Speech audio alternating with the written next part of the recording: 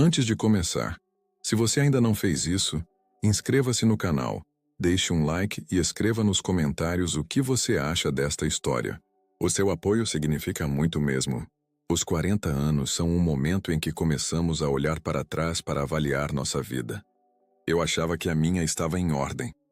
Um emprego estável como engenheiro civil, um apartamento na Vila Madalena com vista para o Rio Pinheiros, uma esposa, Mariana, que eu conhecia desde os tempos da faculdade na Poli-USP.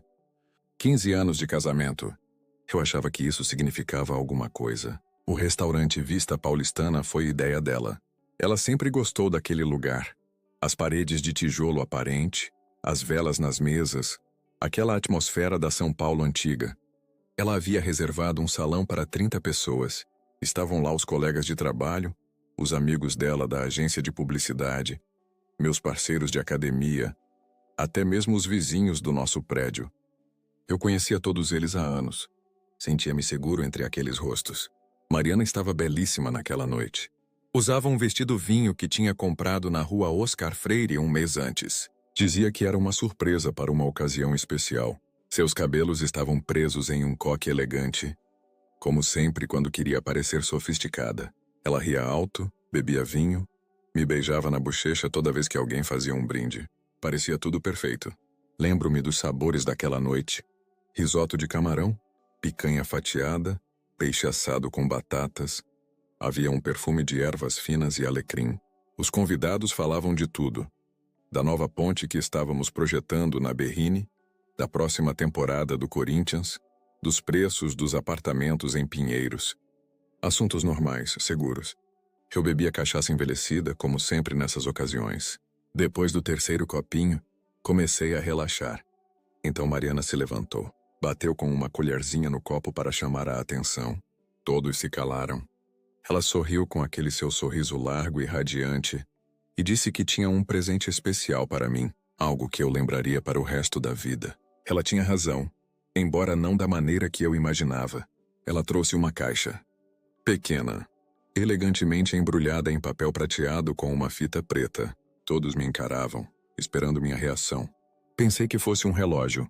Uma vez eu tinha comentado com ela sobre aquele modelo suíço que vi em uma vitrine na Oscar Freire, ou talvez algo sentimental. Uma foto do nosso casamento em uma moldura de madeira. Desembrulhei o papel lentamente, ciente de todos aqueles olhares. Abri a caixa. Dentro havia uma moldura. Eu tinha acertado. Mas a foto não era a foto do nosso casamento. Não era um momento que eu gostaria de lembrar. A fotografia estava Mariana, nos braços de um homem que eu não conhecia bem. O rosto dele estava parcialmente coberto, mas eu o reconheci. Pedro, um colega dela, aquele loiro alto que sempre aparecia nas festas da empresa. As mãos dele estavam na cintura dela. A cabeça dela estava apoiada no ombro dele. Ambos sorriam, como se fosse o momento mais feliz de suas vidas. Senti o sangue sumir do meu rosto. Minhas mãos começaram a tremer. Olhei para ela. Mariana ainda sorria. Mas agora aquele sorriso era diferente. Frio, triunfante. Como se tivesse vencido um concurso do qual só ela sabia. Alguém riu. Foi um riso nervoso, incerto. Depois outra pessoa. E mais outra. Em poucos segundos, o salão inteiro caiu na gargalhada. Achavam que era uma piada. Uma tentativa de humor estúpido e mal-sucedido. Mariana disse algo sobre arte conceitual e a simbologia das relações contemporâneas. Usava aquelas palavras difíceis que sempre usava quando queria parecer mais inteligente do que era. Mas seus olhos não riam. Ela evitava meu olhar. Foi o único momento em que vi algo autêntico nela. Não orgulho, não malícia, mas medo. Ela sabia que tinha ultrapassado um limite sem volta. Coloquei a moldura sobre a mesa. Lentamente, com cuidado, como se fosse feita de vidro finíssimo. Todos ainda riam. Meu amigo Tomás me deu um tapa nas costas e disse algo sobre Mariana ter um senso de humor macabro. Outra pessoa perguntou se era uma fotomontagem. Não respondi. Peguei meu copo de cachaça, bebi de um gole só e me levantei. Não disse uma palavra. Vesti o paletó que estava pendurado nas costas da cadeira e fui em direção à saída. Mariana gritou meu nome. João, espera! Mas não me virei. Saí na Praça do Pôr do Sol. Era outubro. Soprava um vento frio. As ruas estavam cheias de gente, de pessoas voltando dos bares, de casais apaixonados passeando. Pareciam todos felizes. Eu me sentia como se tivesse acabado de cair de um penhasco e ainda estivesse em queda livre. Caminhei sem rumo. Passei em frente à Igreja Nossa Senhora do Brasil, onde nos casamos 15 anos antes. Passei em frente ao bar onde tivemos nosso primeiro encontro, onde ela me disse que eu era o melhor homem que já havia conhecido. Todos aqueles lugares agora me pareciam uma mentira. Cheguei ao Rio Pinheiros. Parei na ponte estaiada e olhei a água escura. Pensei em todas as escolhas que me levaram àquele momento. No quão pouco eu realmente conhecia a mulher com quem dividi a cama por 15 anos. No quanto eu estava enganado. O telefone vibrava no bolso. Mensagens dos convidados. Onde você está? Cause e volta, é só uma brincadeira. A Mariana está arrasada. Apaguei todas. Desliguei o telefone. Fiquei ali por 1 hora, talvez mais. Olhava as luzes se refletindo na água e, pela primeira vez em muitos anos, senti algo diferente da rotina e do dever. Senti uma raiva pura, ardente, mas não era uma raiva caótica. Era algo frio, impreciso. Algo que me dava energia em vez de tirá-la. Eu sabia o que tinha que fazer. Não naquele momento, não naquela noite. Mas eu sabia. Mariana achava que podia me humilhar publicamente e sair impune. Achava que eu era fraco demais, previsível demais para reagir. Ela estava enganada. Voltei para casa às 3 da manhã. Mariana não estava lá. Perfeito. Sentei-me à mesa da sala, onde costumo trabalhar nos meus projetos, e comecei a planejar. Não uma vingança estúpida e impulsiva. Outra coisa. Algo que seria tão público, tão humilhante quanto o que ela fez comigo. Mas desta vez haveria uma diferença. Seria a verdade. Se você está gostando desta história, inscreva-se, deixe um like e escreva nos comentários o que acha do que aconteceu. Lerei com prazer suas opiniões. As primeiras luzes da madrugada me encontraram na mesa. Eu não tinha dormido. Não conseguia. Do lado de fora da janela, São Paulo estava acordando. Ouvia os ônibus na Avenida Rebouças, os passos das pessoas indo para o trabalho, os sinos das igrejas. Uma segunda-feira normal para todos, exceto para mim. Fiz café na velha cafeteira italiana que os pais de Mariana nos deram de presente de casamento. Ela estava na bancada há 15 anos, e agora eu a olhava como se fosse a relíquia de outra vida. De repente, tudo naquele apartamento parecia estranho. As fotos nas paredes, os móveis que escolhemos juntos na Talking Stock da Marginal Pinheiros, até o cheiro. O perfume dela ainda pairava no ar. Mariana não voltou naquela noite. Não ligou, não escreveu. Provavelmente estava com ele, com Pedro. Imaginei os dois. Talvez no kitnet dele na Berrine. Talvez em algum hotel. Talvez rindo da minha reação. Talvez contando um ao outro como minha surpresa foi impagável. Esse pensamento deveria ter me machucado mais, mas, estranhamente, não machucou. Em vez de dor, eu senti apenas uma fria lucidez. Tomei um banho. Muito longo, muito quente. Deixei a água lavar o cheiro da noite anterior. Cheiro de cachaça, de perfume, de humilhação. Quando saí, me olhei no espelho embaçado. Um homem de 40 anos com os primeiros cabelos brancos nas têmporas. Os olhos cansados. Um corpo esguio forjado por anos passados em canteiros de obras. Quem era eu? Em quem eu tinha me tornado? Comecei com método. Era da minha natureza. Um engenheiro não age por impulso. Um engenheiro planeja. Abri o laptop e criei uma nova pasta. Chamei-a simplesmente de documentação. Comecei pelo início. A caixa de e-mails. Mariana não sabia que eu conhecia a senha dela há anos. Ela me deu uma vez para que eu pudesse resolver algo para ela. E nunca a trocou. Durante anos, eu nunca verifiquei. Não tinha motivo. Confiava nela. Agora, abria cada mensagem dos últimos 6 meses. Encontrei a correspondência deles quase imediatamente. Começou de forma inocente. Discussões sobre projetos da agência, gifs engraçados, coisas normais. Então, por volta de março, o tom mudou. Apareceram os elogios, o flerte e as ambiguidades. Em abril, ele escreveu: "Ontem não consegui parar de pensar em você." Ela respondeu: "Nem eu." É uma loucura, mas não consigo parar. Eu lia tudo sem emoção. Era como ler um relatório técnico. Analisar dados. Cada mensagem era uma prova. Cada encontro tinha data e local. Eles se viam em um café no centro, em um pequeno hotel na Rua Augusta. Uma vez no meu próprio apartamento, quando eu estava em uma obra em Campinas. Na minha cama, salvei tudo. Tirei prints, cataloguei por data. Não para mostrar a um advogado. Eu sabia que na Itália o divórcio levaria anos de qualquer maneira. Não, era para outra coisa. Para algo maior. Depois vieram as finanças. Verifiquei nossa conta conjunta. Mariana ganhava mais ou menos o mesmo que eu, cerca de 15 mil reais por mês na agência. Mas nossas despesas nos últimos meses quase dobraram. Restaurantes onde nunca tínhamos ido juntos. Um hotel em Campos do Jordão em maio. Ela me disse que iria a um curso de formação. Joias de uma boutique na Rua Oscar Freire. Uma floricultura.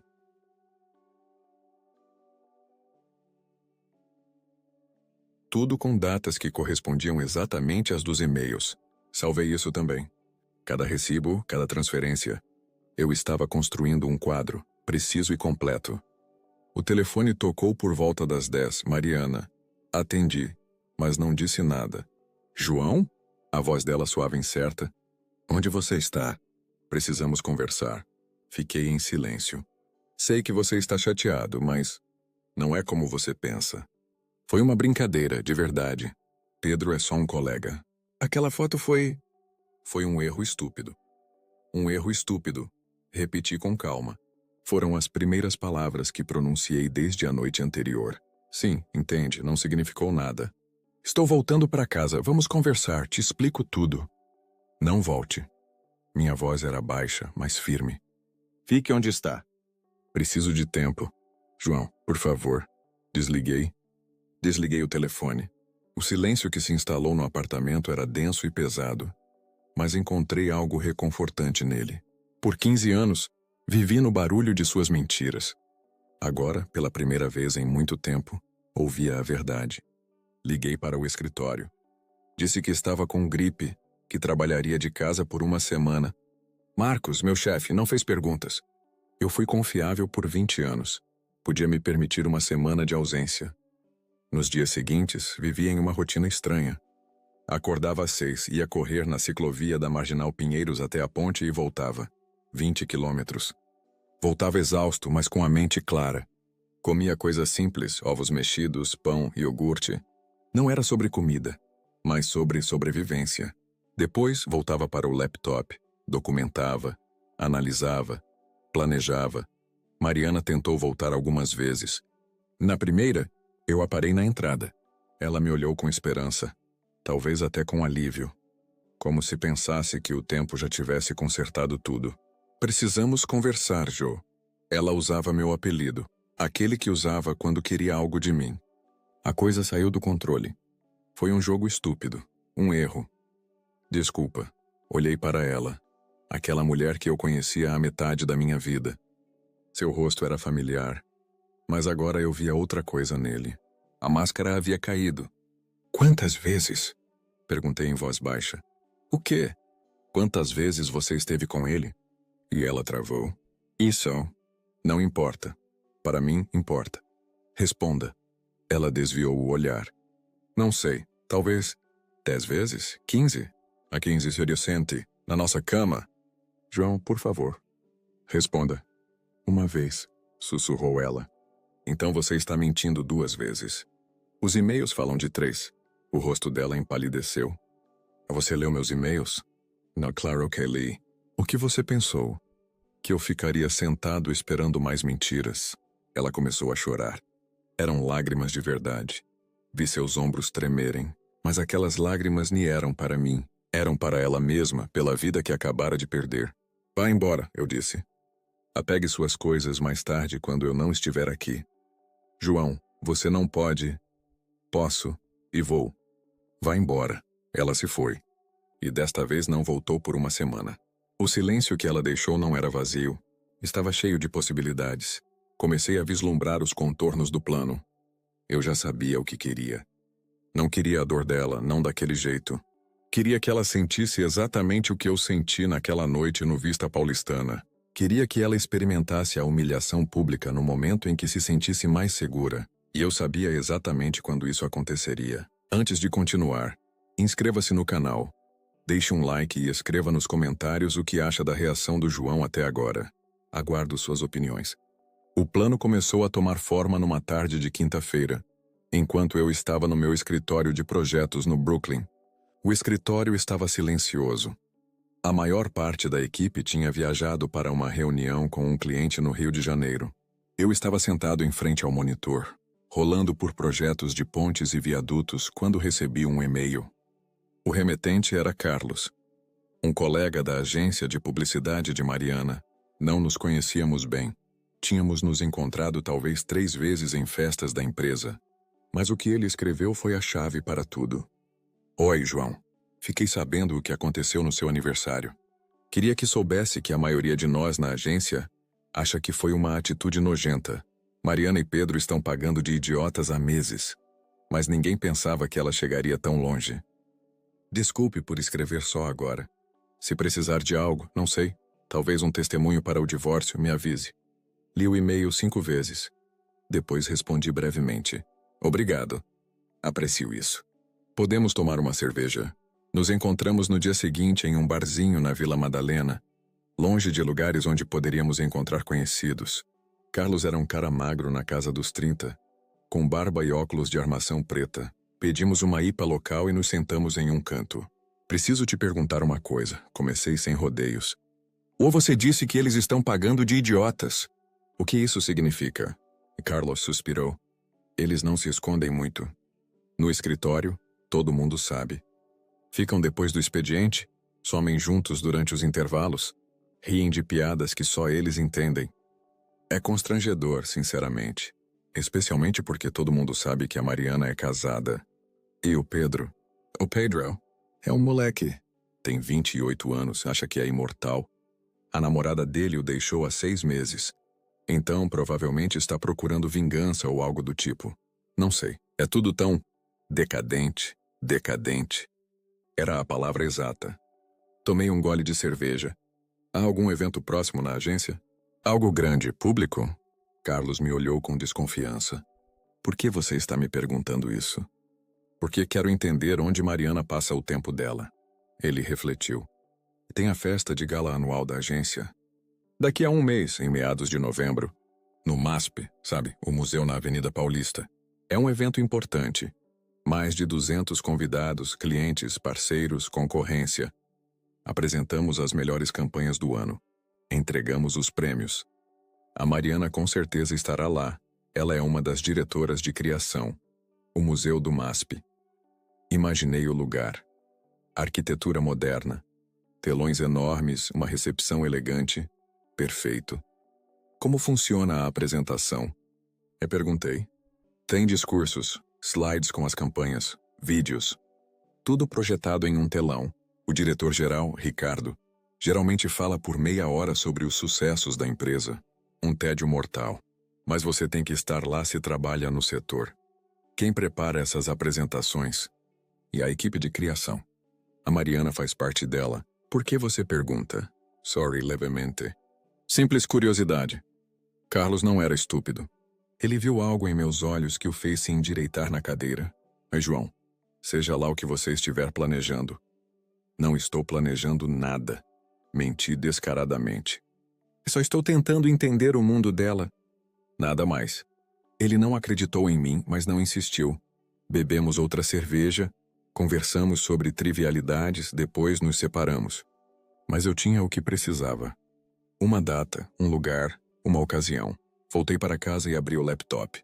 Comecei a pesquisar. O site do MASP, a planta das salas, as especificações técnicas de seus equipamentos audiovisuais. Comecei também a estudar a agência de Mariana. O site deles, as festas de gala anteriores, as fotos dos eventos. Era tudo de domínio público. Na era das redes sociais, as pessoas deixam tantos rastros. Uma semana depois, Mariana voltou. Ela apareceu à noite, quando sabia que eu estaria em casa. Bateu em sua própria porta, como se fosse uma visita. Deixei-a entrar. Ela entrou incerta, olhando ao redor como se visse o apartamento pela primeira vez. Estava vestida de forma sóbria. Calça preta, suéter cinza, cabelos presos em um rabo de cavalo. Sem maquiagem. Parecia jovem, frágil. Podemos conversar? Ela perguntou em voz baixa. Apontei para o sofá. Ela se sentou na beirada, com as mãos unidas no colo. Eu fiquei em pé perto da janela, olhando o rio Pinheiros. Não facilitei as coisas para ela. Sei que não mereço perdão, começou ela. Sei que o que fiz foi cruel. Eu estava bêbada, fui estúpida. Pedro me convenceu de que seria divertido, que seria como uma performance artística. Eu realmente achei que você entenderia. Entender? Olhei para ela pela primeira vez. O que eu deveria entender? Que você me trai há 6 meses, que me humilha publicamente, que usa meu aniversário para mostrar a todos que idiota eu sou. Ei, não, eu não. A voz dela falhou. Não foi assim. Pedro e eu foi um erro enorme. Mas aquela foto, aquela moldura, foi uma piada que saiu do controle. Quando começou, ela olhava para as próprias mãos. É de março, numa convenção da empresa na Serra da Mantiqueira. Estávamos bêbados, era tarde. Simplesmente aconteceu. E desde então, nos vimos algumas vezes. Não era algo sério, João. De verdade. Era só um jogo, uma fuga da rotina. Nossa rotina era tão terrível assim? Não. Ela levantou o olhar. Não é isso. Eu não sei o que aconteceu comigo. Me sentia velha, entediada. Pedro é jovem, cheio de energia. Ele me fez sentir atraente de novo. Então foi uma questão de ego? Ela ficou em silêncio. Era uma resposta mais do que suficiente. Você quer o divórcio? Ela perguntou finalmente. Não sei, respondi honestamente. Ainda não decidi. Posso ficar? Sem casa? Não. João, preciso de tempo, Mariana. Tempo para pensar, para decidir o que fazer. Você pode ficar na casa dos seus pais, de uma amiga. Não me importa onde. Mas não aqui. Ela se levantou.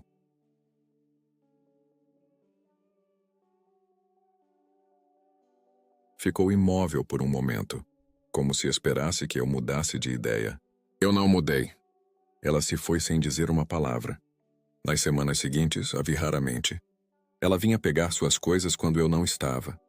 Nos comunicávamos por SMS, mensagens curtas e formais. E vou pegar o casaco de inverno. Ok.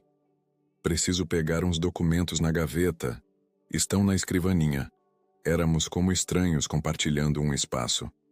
Mas eu não estava inativo. Trabalhava no plano. Carlos, apesar das dúvidas iniciais, decidiu me ajudar. Não porque gostasse de mim, mas porque odiava a hipocrisia. Se as pessoas traem e mentem, ele me disse uma noite, deveriam pagar as consequências. Ele me disse que as apresentações para a festa de gala eram preparadas por Mariana e sua equipe, mas arquivadas em um servidor compartilhado da empresa. Carlos tinha acesso como gerente de TI. Ele não me perguntou por que eu precisava disso. Apenas me deu login e senha. Conectei-me tarde da noite, quando tinha certeza de que ninguém na agência estava trabalhando. A pasta da festa de gala estava lá, meticulosamente organizada. Encontrei a apresentação do PowerPoint. 150 slides, campanhas, gráficos, fotos da equipe. No final, havia um vídeo resumindo o ano. 3 minutos de música, fotos, gráficos. Baixei tudo. Abri o vídeo com um programa de edição que usava antigamente para apresentações de obras. E ali, com precisão, delicadamente, inseri uma foto. Aquela foto. Mariana e Pedro, abraçados e sorrindo. Configurei para que aparecesse no segundo minuto, por 3 segundos. Curto o suficiente para parecer um erro técnico. Longo o suficiente para que todos a vissem. Salvei o arquivo modificado com o mesmo nome. Carreguei-o de volta para o servidor. Carlos apagou todos os vestígios do meu acesso. Nos logs não havia nada que pudesse indicar que alguém havia modificado algo. Era perfeito. Mariana tentou se reaproximar mais algumas vezes. Ligava, escrevia longas mensagens, aparecia na porta do escritório. Todas as vezes eu era educado, mas frio. Dizia que precisava de tempo. A verdade era que eu estava esperando. Esperando pela festa de gala. 2 dias antes do evento, recebi um SMS dela. João, sei que é difícil, mas quero que saiba que terminei com o Pedro. Foi um erro e nunca mais vai acontecer. Por favor, vamos nos dar outra chance. Li a mensagem sentado no meu escritório. Na tela estava o projeto de um novo prédio de escritórios no bairro de Moema. Olhava as linhas, os ângulos, as proporções. Tudo tinha que ser perfeito. Caso contrário, o prédio desabaria. Era o mesmo para o meu plano. Cada elemento tinha que estar em seu lugar. Se você está assistindo a esta história, certifique-se de se inscrever, deixar um like e escrever nos comentários se acha que o João fez a coisa certa. Sua opinião é muito importante para mim. A noite da festa de gala era fresca e serena. O céu de novembro sobre São Paulo estava cor de grafite. E o tráfego na Avenida Paulista fluía intenso e barulhento ao lado do MASP. Eu estava do outro lado da avenida, à sombra dos prédios, e observava os convidados que começavam a chegar. Carros de luxo paravam em frente à entrada. Mulheres em vestidos longos, homens de smoking. Reconheci alguns rostos. Diretores de outras agências, celebridades locais, jornalistas da Folha de S. Paulo. Era um evento para ser visto. Era exatamente o que eu queria. Eu nem tinha um convite. Não precisava de um. Não tinha intenção de entrar. Meu papel já havia terminado. Agora eu só precisava esperar. Eu havia às 7h15. Mariana desceu de um táxi, usando um vestido prateado que eu lhe dei no último Natal, de uma boutique na rua Fradique Coutinho. Tinha os cabelos soltos, a maquiagem perfeita. Parecia belíssima, segura de si. Ao seu lado caminhava Pedro, alto, de terno azul escuro, com uma mão levemente apoiada nas costas dela. Eles nem se davam as mãos. Eram inteligentes demais para isso. Mas a proximidade deles era evidente para quem soubesse olhar. Senti uma calma estranha. Nenhuma raiva, nenhuma dor. Apenas a certeza silenciosa de que tudo o que deveria acontecer, aconteceria exatamente como eu havia planejado. Meu telefone tocou. Carlos. Ela está aí dentro? E ele perguntou. Sim, acabaram de entrar. A apresentação começa às 8. O vídeo está mais ou menos na metade do programa. 8h30, talvez 40. Você vai estar lá? E preciso. Sou responsável pelo equipamento. Mas não se preocupe. Ninguém verifica os arquivos na hora. Eles simplesmente rodam o que está no servidor. Obrigado, Carlos. Não me agradeça ainda. Espero que saiba o que está fazendo. Desliguei. Comecei a caminhar em direção ao Parque Ibirapuera. Precisava me mover para não enlouquecer. Pensei em tudo o que me levou àquele momento. Nos 15 anos de casamento. Nas milhares de pequenas decisões que construíram nosso mundo comum. Em como aquele mundo se despedaçou em uma única noite. Mas pensei também no que viria depois. Numa vida sem mentiras, sem fingimentos. Na liberdade que em breve eu reconquistaria. Voltei para a frente do MASP às 8h30. Parei no mesmo ponto, escondido na sombra. Através das grandes janelas de vidro do museu, eu vi as silhuetas das pessoas, as luzes, o telão que projetava a apresentação. Eu não ouvia o que acontecia lá dentro, mas podia imaginar. O diretor-geral, Ricardo, provavelmente estava terminando seu discurso sobre os sucessos da empresa, sobre as magníficas campanhas, sobre o futuro do setor. As pessoas aplaudiam, bebiam champanhe, parabenizavam umas às outras. Mariana estava sentada em algum lugar na primeira fila, talvez com Pedro ao lado, sentindo-se segura, triunfante. Era a noite dela, a noite em que a agência celebrava o trabalho deles, e então o vídeo começou. Eu não podia ver seus rostos, mas podia ver a reação. De repente, um silêncio estranho tomou conta do salão. As silhuetas nas janelas se imobilizaram. Depois ouviu-se um murmúrio, um movimento. As pessoas começaram a se virar umas para as outras, a apontar, a sussurrar. O telefone vibrou. Um SMS de Carlos. Meu Deus, acabou de aparecer. Imaginei aquele momento. O telão, no qual por 3 segundos apareceu a foto. Mariana e Pedro, abraçados e sorrindo, despreocupados. A mesma foto que ela me deu de presente, só que desta vez não era uma vingança íntima para um pequeno grupo de pessoas. Eram 200 pessoas do setor, concorrentes, clientes, jornalistas. Todos viram. Esperei mais 10 minutos. Então vi as primeiras pessoas começarem a sair. Não em grupo, não rindo. Saíam rapidamente, desajeitadamente, como pessoas que fogem do local de um desastre. Alguns falavam ao telefone. Outros simplesmente ficavam na entrada, fumando cigarros com ar chocado. Vi Pedro. Ele saiu sozinho, quase correndo. Seu rosto estava pálido, os olhos arregalados. Pegou um táxi e foi embora, sem nem olhar para trás. Mariana apareceu 15 minutos depois. Caminhava lentamente, como se cada passo lhe causasse dor. O vestido prateado brilhava sob a luz dos postes, mas seu rosto era um desastre. Maquiagem borrada, olhos vermelhos. Caminhava sozinha. Ninguém caminhava com ela. Ninguém tentava consolá-la. Ela parou em frente ao museu e olhou ao redor, como se procurasse alguém. Por um momento, pensei que talvez me procurasse, que de alguma forma soubesse que tinha sido eu. Mas era impossível. Não havia rastros. Nenhuma prova. Finalmente, ela pegou um táxi e se foi. Fiquei ali por mais 1 hora, observando o resto dos convidados deixar gradualmente o prédio. Alguns pareciam divertidos, outros constrangidos. Ouvi fragmentos de conversas. Não posso acreditar. Quem fez isso não é o fim para ela. Carlos saiu por último, com a equipe técnica.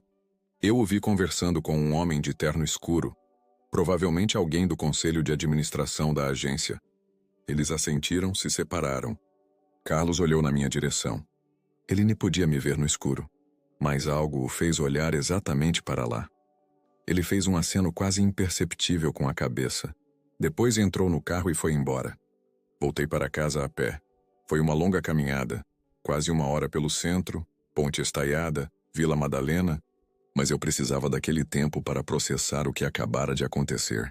São Paulo dormia ao meu redor. As ruas estavam desertas, apenas alguns ônibus passavam de vez em quando com seu barulho característico. Quando cheguei em casa, já passava da meia-noite. Abri uma garrafa de cachaça que guardava para ocasiões especiais e me servi de um copinho. Sentei-me perto da janela e olhei para o rio, as luzes da cidade. O telefone começou a tocar à 1 da manhã. Mariana. Não atendi. Ela ligou mais 3 vezes. Todas as vezes recusei a chamada. Depois vieram as mensagens. João, foi você? Por favor, atenda o telefone. Preciso saber se foi você que fez isso. João, por favor. Eu te odeio. Desculpa. Não queria escrever isso. Por favor, fale comigo. Li todas, mas nem respondi. Não fazia sentido. Nada que ela pudesse dizer poderia mudar o que aconteceu. Assim como nada do que eu disse naquela noite no Vista Paulistana poderia ter mudado sua decisão de me humilhar. Mas havia uma diferença.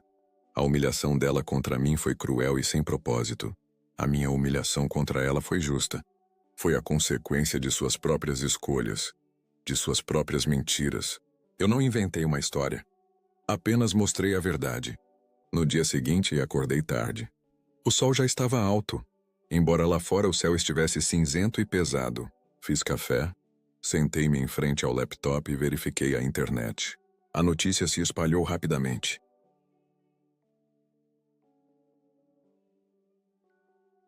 Em um fórum do setor, alguém já havia escrito sobre o incidente na festa de gala. Não havia fotos. Ninguém conseguiu fotografar o telão. Mas havia as descrições. Gafe chocante na festa de gala da Vértice Publicidade. Foto inadequada exibida durante a apresentação corporativa. Relacionamento no local de trabalho revelado publicamente. Nos comentários, as pessoas especulavam. Alguns diziam que foi uma sabotagem deliberada.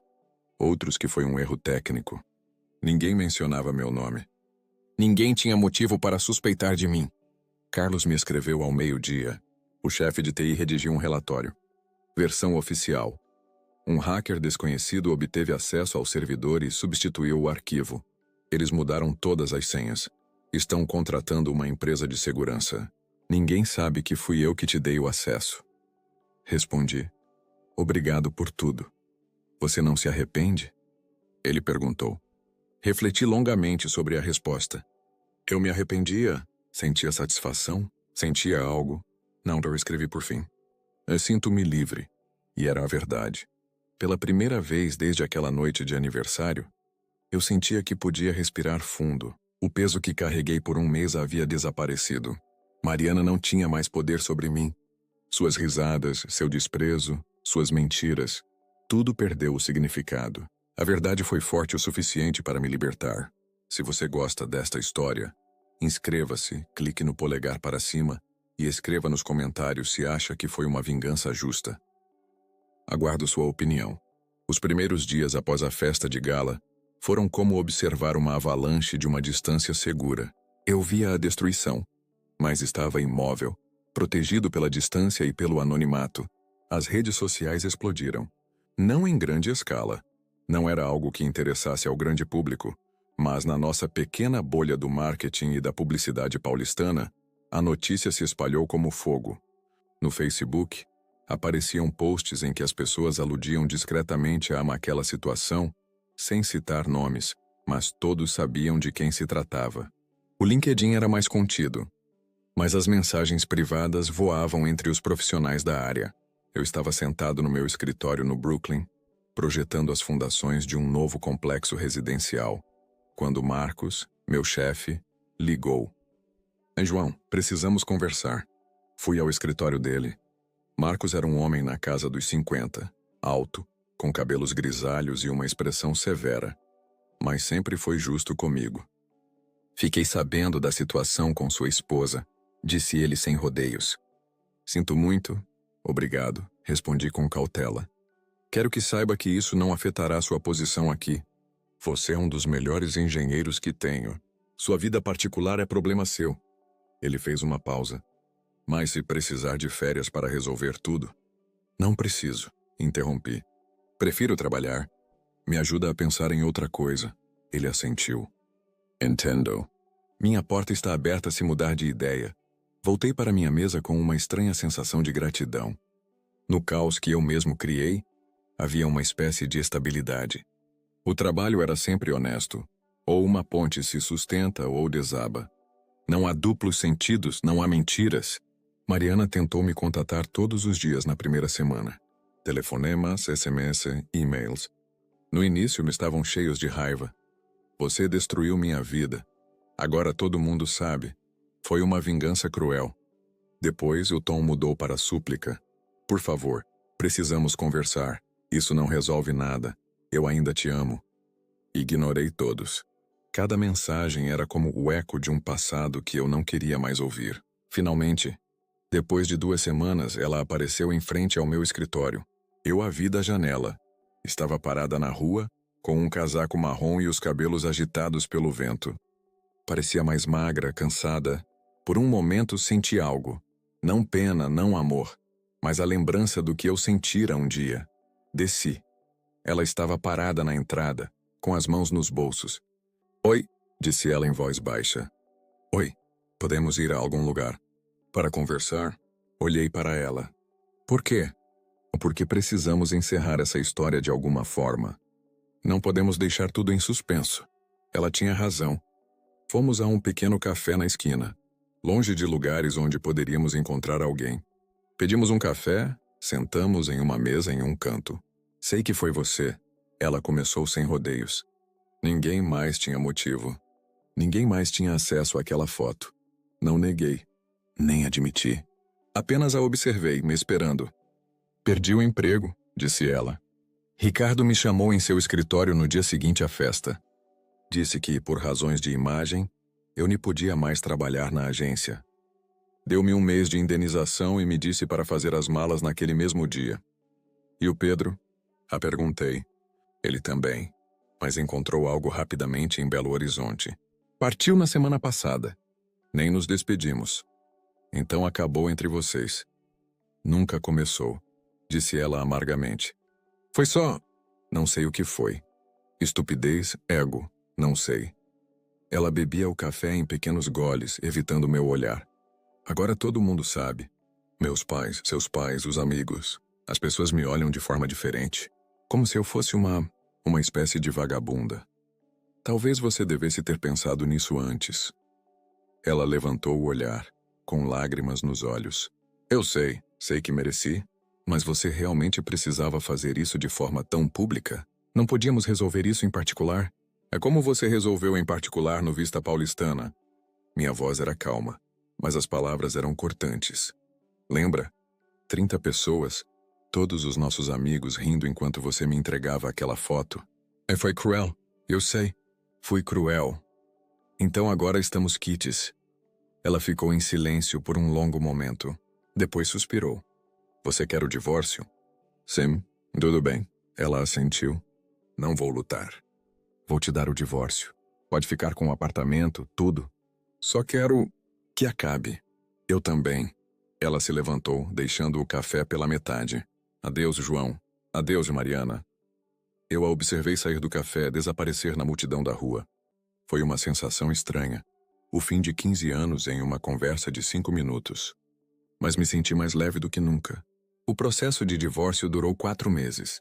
No Brasil, o divórcio sempre leva tempo, mesmo quando ambas as partes concordam. Advogados, documentos, tribunal, Mariana manteve a palavra. Não lutou por nada. Assinou os papéis, pegou suas coisas e desapareceu da minha vida. Ouvi de amigos em comum que ela se mudou de São Paulo. Parece que foi para Curitiba, onde encontrou trabalho em uma pequena agência. Parece que vive sozinha, que se mantém longe do setor. Não verifiquei. Não me interessava. Pedro, como soube por Carlos e também mudou de área, foi para a TI. Agora trabalha como gerente de projetos em uma empresa de tecnologia em Belo Horizonte. Parece que ficou noivo. A vida continua. Para mim, também continuava. Na primavera, quando o divórcio foi finalizado, comprei um apartamento menor em Moema, em um prédio novo com vista para o skyline da cidade. Um quarto, cozinha americana, uma grande varanda. Era tudo novo, limpo, sem memórias. Decorei-o de forma minimalista. Poucos móveis, prateleiras com livros de arquitetura, uma bicicleta na entrada. Nenhuma foto do passado, nenhum souvenir. Eu estava recomeçando do zero.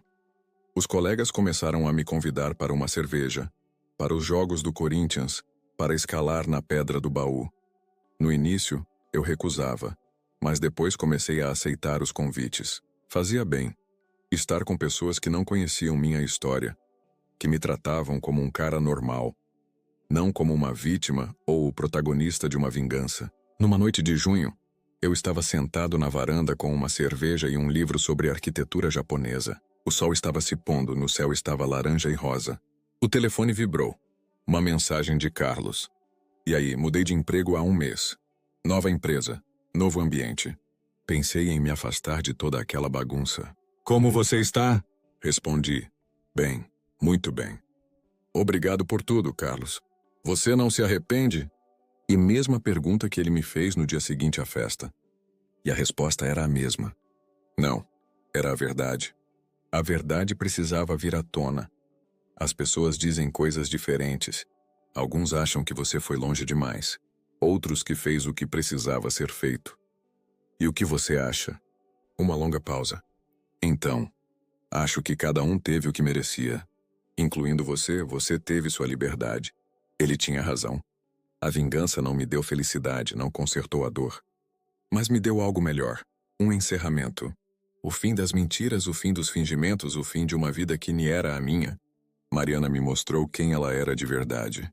E eu mostrei a ela que até as verdades mais difíceis acabam vindo à tona. Antes de encerrar esta história, inscreva-se, deixe um like e escreva nos comentários o que este conto te ensinou. Gostaria de conhecer suas reflexões. 1 ano depois da festa de gala, eu estava em pé no vão livre do MASP numa tarde ensolarada de domingo, tomando um café de copo de papel e observando as famílias e os turistas. Estava quente. O céu estava limpo. O ar cheirava à comida dos food trucks e ao café dos bares próximos. Eu me sentia parte da cidade, não alguém que estava apenas de passagem. Muitas coisas mudaram naquele ano. Externamente, minha vida parecia semelhante. Mesmo trabalho, mesmas ruas, mesma São Paulo. Mas por dentro, eu era uma pessoa diferente. Mais calmo, mais seguro de mim, livre. Começava as manhãs com uma corrida no Parque Ibirapuera.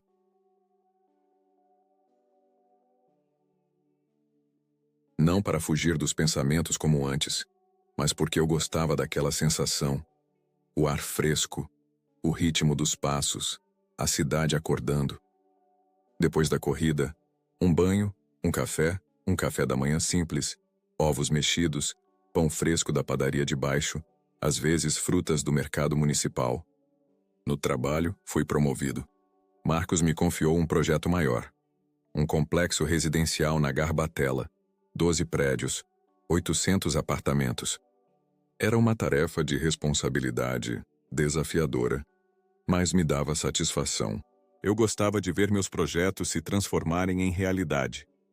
Primeiro linhas em um papel, depois concreto e aço. Finalmente, casas onde as pessoas viveriam, amariam, construiriam suas histórias. Às vezes pensava na ironia. Eu, que nem consegui construir um casamento duradouro, construía casas para os outros. Socialmente também me abri. Os colegas de trabalho se tornaram amigos. Tomás, um engenheiro estrutural, me levava para escalar.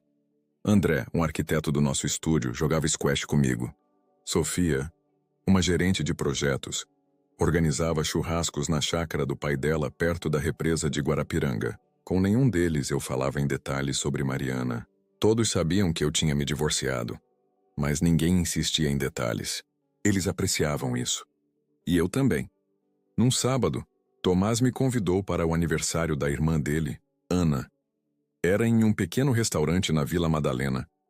Eu não queria ir. Estava cansado depois de uma semana de trabalho intenso. Mas Tomás insistiu. Ana revelou-se uma mulher alta, morena, na casa dos 30, com uma risada contagiante e um olhar inteligente. Ela ensinava história em um colégio em Moema.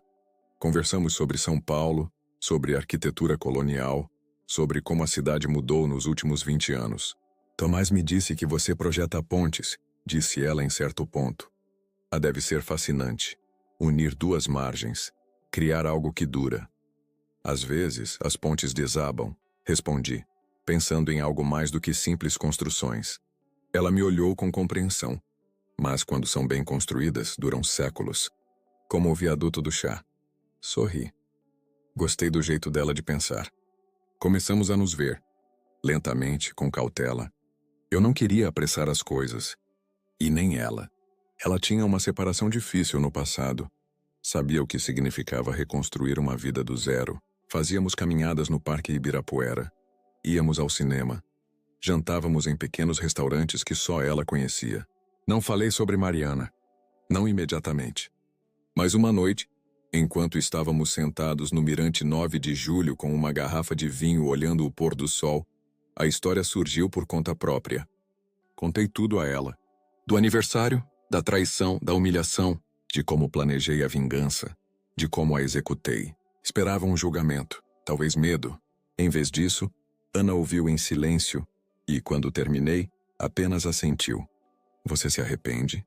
Ela perguntou. Me arrependo de um casamento que não funcionou. Me arrependo dos anos que desperdicei em mentiras. Mas da vingança? Não. Não foi vingança, disse ela em voz baixa.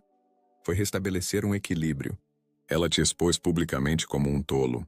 Você a expôs publicamente pelo que ela realmente era. Não é o mesmo que violência ou crueldade. Foi justiça. Ficamos em silêncio por um longo tempo. Então ela acrescentou. Mas estou feliz que tenha acabado. Não se pode viver no passado. Temos que seguir em frente. Ela tinha razão. O passado era passado. O que aconteceu com Mariana, com Pedro, com aquela noite no Vista Paulistana, estava tudo fechado, concluído. Não sentia a necessidade de voltar a isso. No outono, Ana se mudou para minha casa. Não foi uma decisão apressada. Conversamos por meses, planejamos, verificamos se realmente queríamos. Mas quando ela finalmente trouxe suas coisas numa manhã de sábado, senti que era a coisa certa. O apartamento ganhou vida. Seus livros nas prateleiras, suas plantas nos parapeitos, sua risada na cozinha. Ela nem era Mariana. Não tentava ser. Era ela mesma. Sincera, simples, honesta. E isso bastava. Numa noite de dezembro, enquanto a primeira chuva forte de verão caía sobre São Paulo, estávamos sentados na varanda enrolados em mantas, com xícaras de chá quente nas mãos. O perfil da cidade brilhava à distância, coberto por um véu de chuva. João! Ana se virou para mim. Sim, você está feliz? Refleti sobre essa pergunta. Felicidade era uma palavra estranha. Eu não sentia euforia, não sentia êxtase, mas sentia paz. Sentia estabilidade. Sentia que estava onde deveria estar. Simmer, respondi. Estou feliz. Ela sorriu e apoiou a cabeça no meu ombro. Olhamos a cidade, as luzes, a chuva caindo do céu. Um ano depois, nos casamos.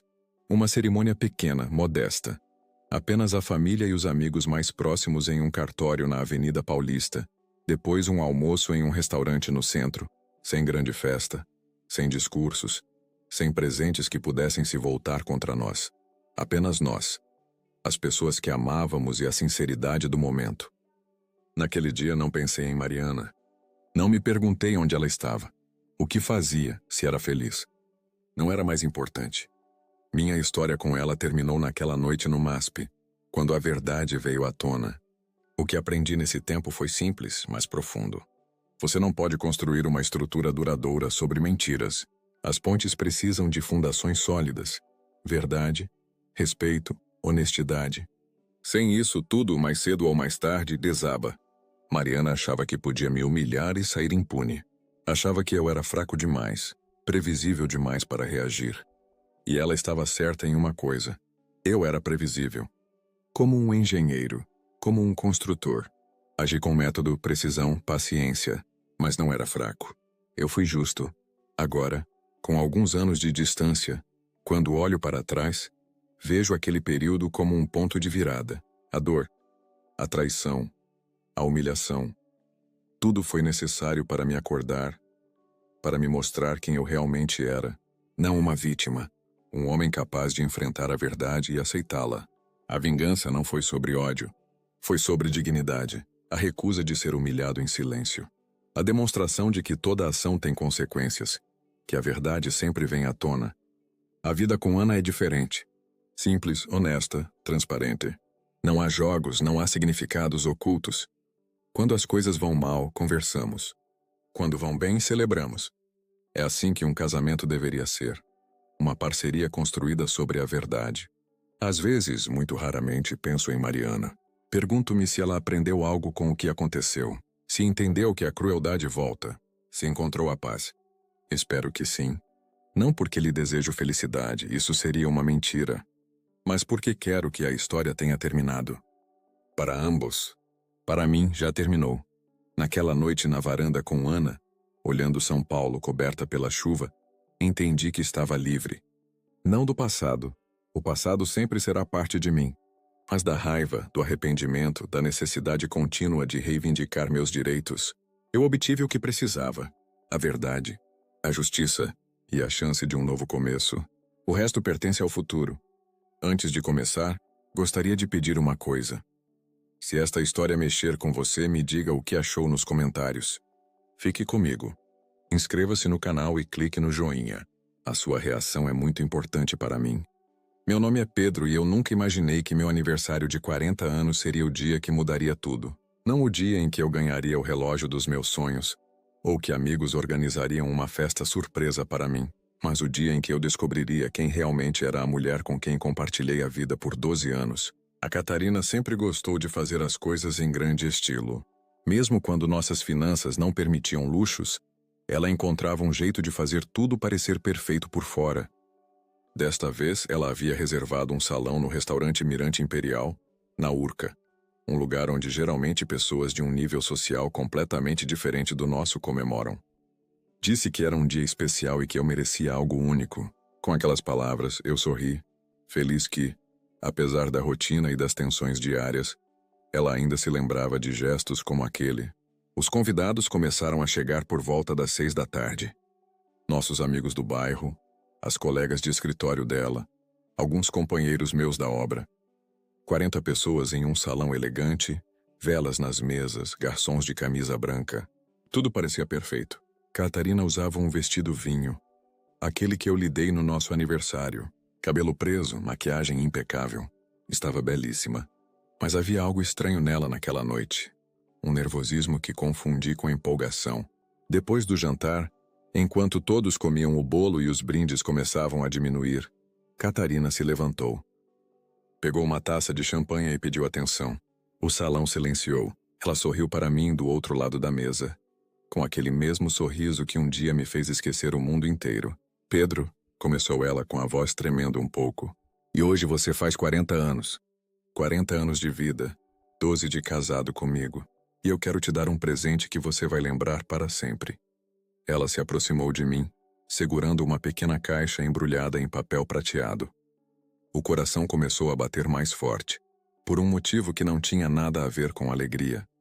Havia algo de errado em seus olhos, algo frio, como se eu estivesse olhando para uma estranha. Peguei a caixa. As pessoas ao redor da mesa observavam em silêncio. Rasguei o papel devagar, com cuidado. Dentro havia um pequeno estojo de veludo. Pensei em um relógio, talvez uma aliança, algo simbólico.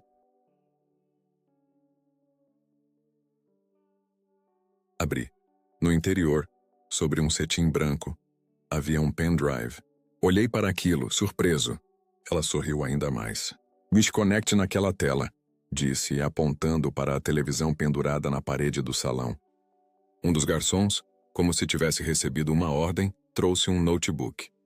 Eu não entendia, mas peguei o pendrive e me aproximei do computador. As pessoas começaram a sussurrar. Eu o inseri na porta, a tela se iluminou. E então eu vi um vídeo, uma gravação. Catarina no nosso quarto, aquele que decoramos juntos, onde penduramos as fotos do nosso casamento, nos braços de um homem, não um estranho. Marcos, um colega dela que eu havia encontrado em alguns jantares da empresa. O homem que apertava minha mão dizendo que eu tinha uma esposa fantástica. Eu não conseguia respirar. A sala ficou silenciosa como uma igreja. Ouvia-se apenas o áudio baixo da gravação. As risadas deles, a voz dela sussurrando o nome dele. O vídeo durava talvez 30 segundos, mas pareceu uma eternidade. Alguém na sala soltou um grito abafado. Outra pessoa cobriu a boca com a mão. Virei-me para Catarina. Ela estava lá, ainda com a taça na mão, sorrindo.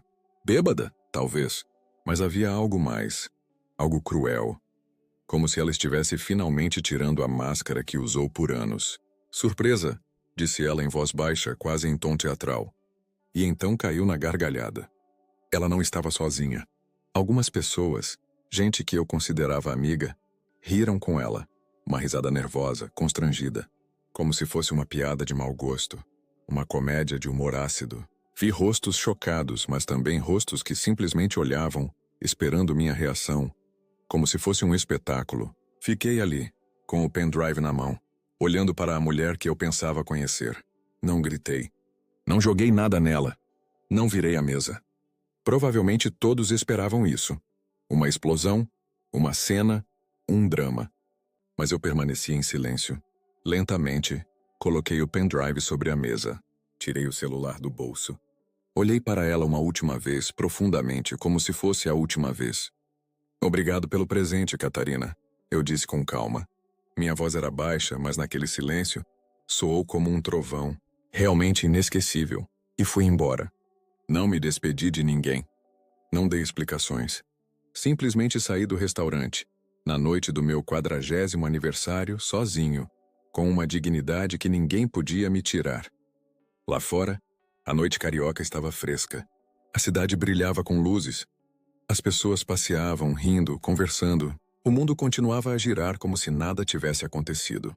Mas para mim, tudo havia mudado. Caminhei pelo aterro do Flamengo, com as mãos nos bolsos, observando meu reflexo nas vitrines escuras. O homem que me encarava não parecia destruído. Não parecia uma vítima.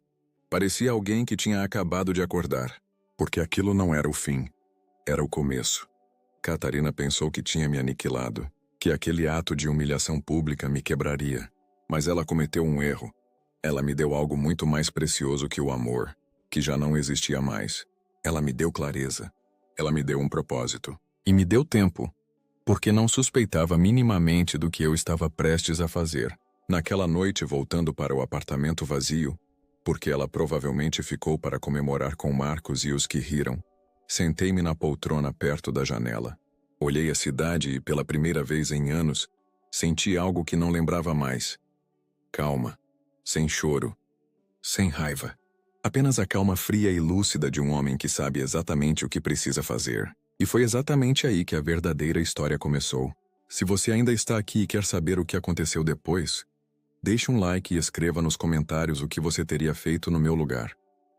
Inscreva-se no canal, porque esta história está apenas começando. Na manhã seguinte, acordei na poltrona, ainda vestido, com as costas doendo. A luz do sol entrava pela janela, batendo direto no meu rosto. Por um momento, não lembrei onde estava. Então tudo voltou. O vídeo, as risadas, o rosto dela. Levantei-me e olhei ao redor do apartamento. Catarina não havia voltado. A cama estava intacta. Seus sapatos não estavam perto da porta. Você deveria estar furioso, eu disse a mim mesmo. Deveria quebrar alguma coisa, ligar para ela, exigir uma explicação. Mas em vez disso, fui tomar um banho. A água estava gelada. De propósito, abri apenas a torneira do frio. Queria sentir algo cortante. Algo que despertasse cada célula minha. Quando terminei, fiz a barba com mais cuidado que o normal, olhando no espelho um rosto que eu precisava aprender a reconhecer de novo. Não era mais o homem que beijava a esposa para dar bom dia. Era outra pessoa. Alguém que estava apenas começando a entender a própria força. Vesti uma camisa limpa e um par de jeans. Preparei o café. Sentei-me à mesa da cozinha com um caderno. Aquele velho, quadriculado que eu usava para os esboços na obra. E comecei a escrever. Não um plano de vingança. Não uma lista de acusações. Simplesmente, os fatos. Datas. Comportamentos que agora faziam sentido. Todas aquelas noites em que ela ficava até tarde no escritório. Todos aqueles fins de semana em que ia visitar a mãe em Teresópolis. A viagem de trabalho para São Paulo em maio, da qual voltou feliz como se estivesse transformada. Agora eu sabia por quê. Não senti dor. Não da forma como as pessoas descrevem um coração partido. Senti, na verdade, alívio. Como se um quebra-cabeça que por meses não se encaixava de repente tivesse formado uma imagem. Uma imagem feia, mas pelo menos real. O telefone vibrava sem parar. Mensagens de amigos que estavam lá na noite anterior. Pedro, tudo bem? Os não acredito que ela fez aquilo. Me liga se quiser conversar. Ignorei todas. Eu não precisava de compaixão. Não precisava de testemunhas. Por volta do meio-dia, ouvi a chave na fechadura. A porta se abriu e Catarina entrou. Ela tinha exatamente a aparência que eu esperava. Cansada. A maquiagem borrada. O cabelo em desordem. O vestido amassado. Ela parou quando me viu sentado à mesa. Pedro, começou com a voz cautelosa, como se estivesse testando o terreno. Não respondi. Continuei bebendo meu café, olhando para ela com calma. Ontem. Foi uma besteira, continuou, entrando na cozinha. Eu estava bêbada. Não deveria ter. Onde você dormiu? Interrompi, ainda com calma. Ela hesitou. Na casa da Madalena. Não queria voltar, não sabia como você iria reagir. Assenti. Madalena, a colega dela, provavelmente sabia de tudo. Talvez tenha sido ela quem convenceu Catarina a me dar aquele presente.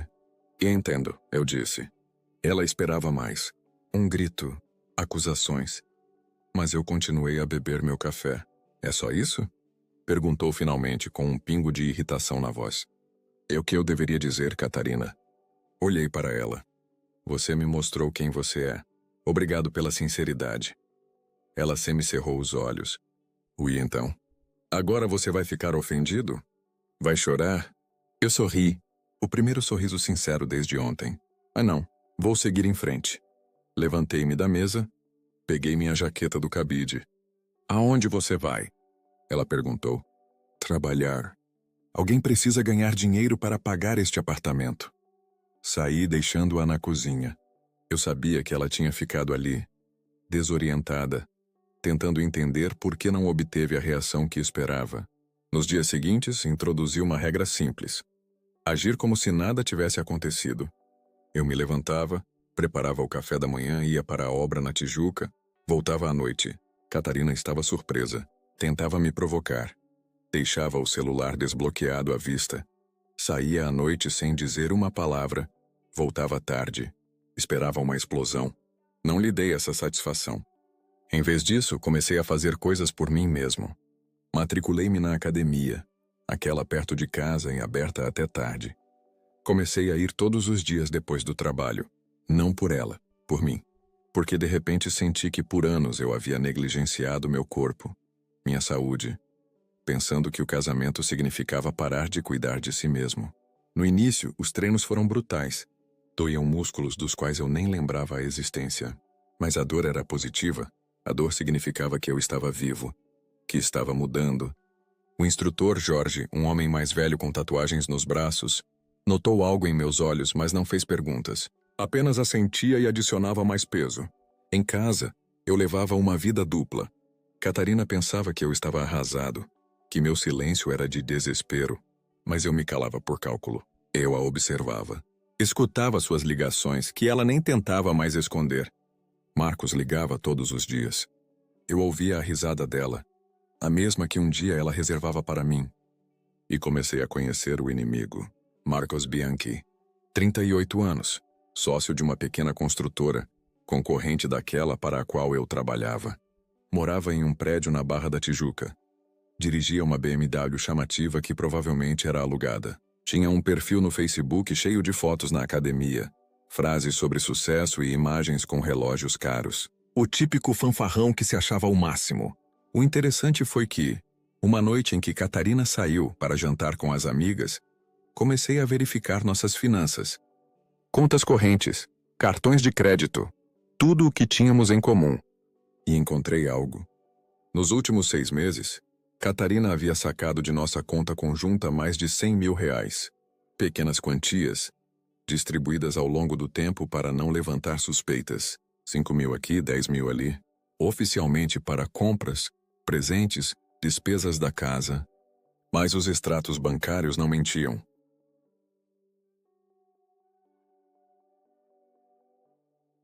Não havia móveis novos. Nenhuma compra cara. O dinheiro simplesmente havia desaparecido.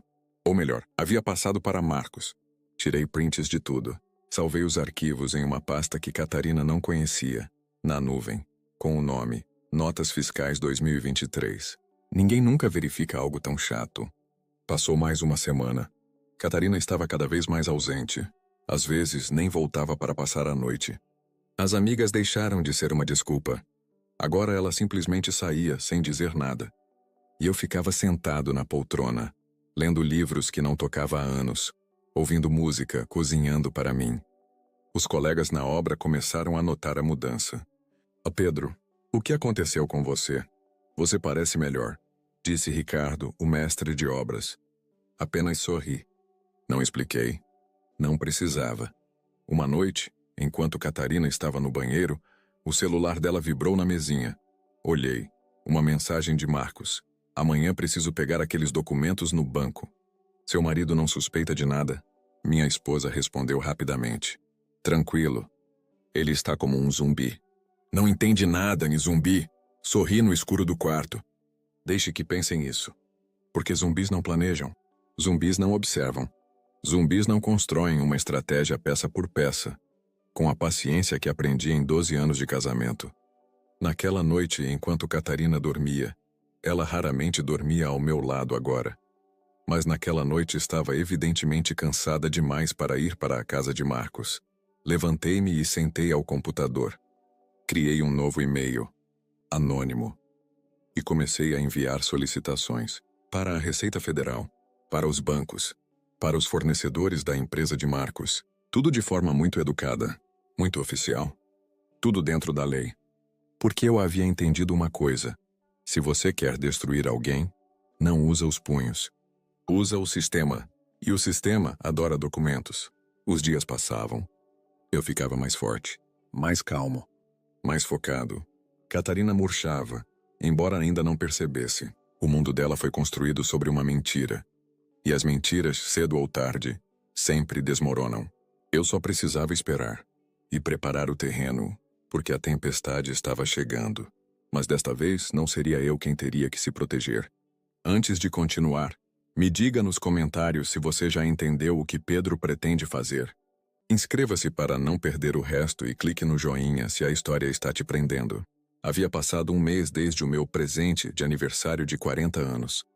Novembro no Rio era quente e úmido, com pancadas de chuva no fim da tarde. Mas eu não tinha pressa. Eu tinha tempo e tinha um plano que lentamente tomava forma. Eu estava sentado em um pequeno café em Santa Teresa, aquele onde eu sempre ia depois do trabalho. Havia parado de voltar direto para casa.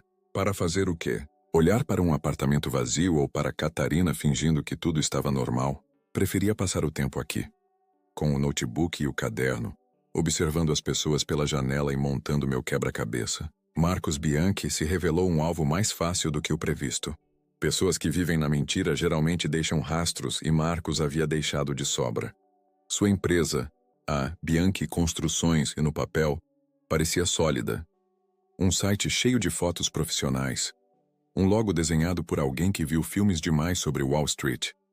Marcos gostava de ser visto com roupas caras, dirigindo aquela BMW alugada, publicando fotos de reuniões de negócios em restaurantes de São Paulo. Mas bastava cavar um pouco.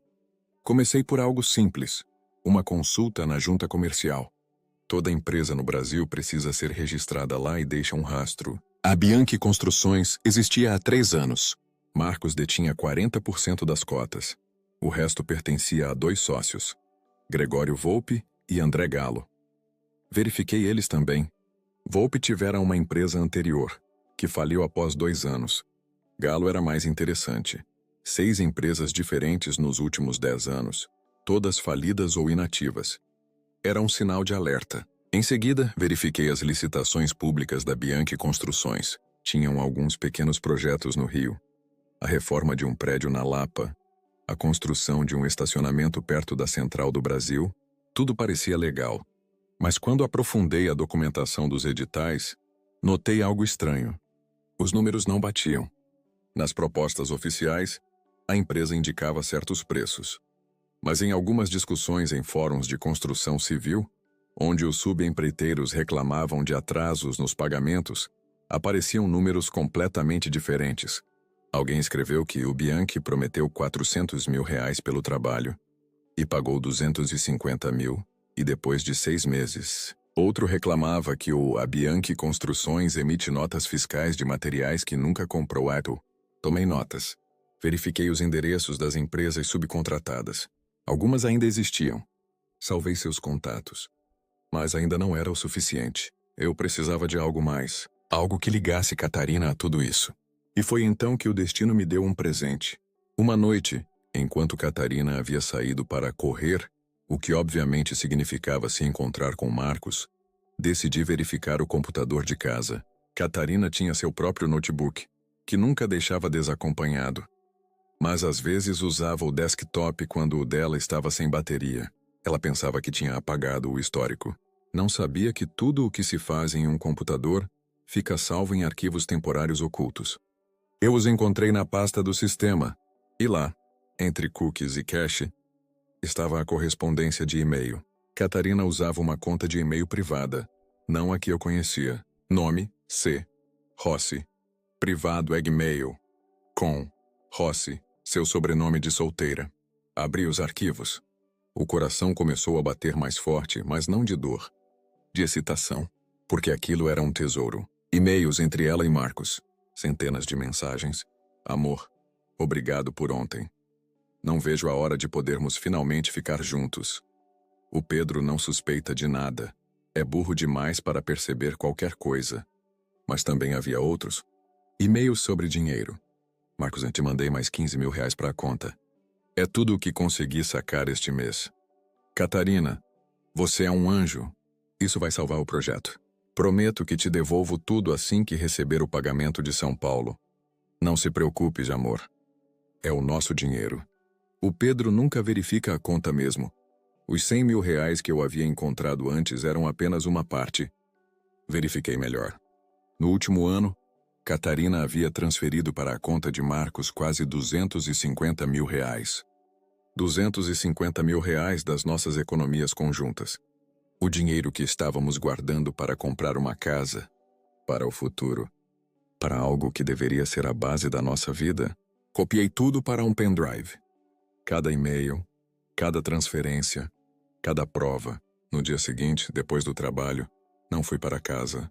Fui a um escritório de advocacia no Leblon. Escolhi um escritório pequeno e discreto. O advogado Paulo Ferrari, especializado em divórcios e direito empresarial. Ele tinha ótimas avaliações online e, o mais importante, era conhecido por sua discrição. Ferrari era um homem na casa dos 50, de óculos, cabelos grisalhos e a calma de quem já viu de tudo. Ouviu minha história sem interromper. Mostrei-lhe os documentos, os e-mails, as transferências, os prints. Quando terminei, ele se recostou na cadeira.